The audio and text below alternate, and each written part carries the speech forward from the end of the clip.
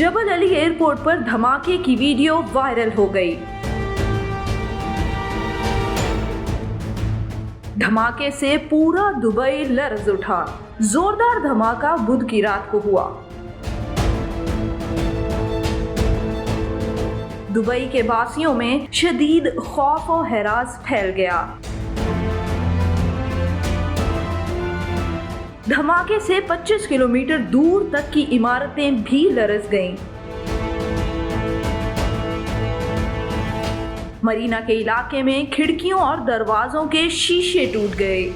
धमाका सुनते ही रेस्क्यू टीमें धमाके की जगह पर पहुंच गईं। फायर फाइटर्स ने आग पर काबू पाने की कोशिश शुरू कर दी। इब्तदाई इतलात के मुताबिक धमाका एक तिजारती कंटेनर में हुआ। धमाके से बैरी जहाज में भी आग लग गई। दुबई मीडिया ऑफिस के मुताबिक किसी के जख्मी होने की कोई इतला मौसूल नहीं हुई। आग पर भी चंद ही घंटों की कोशिश के बाद काबू पा लिया गया।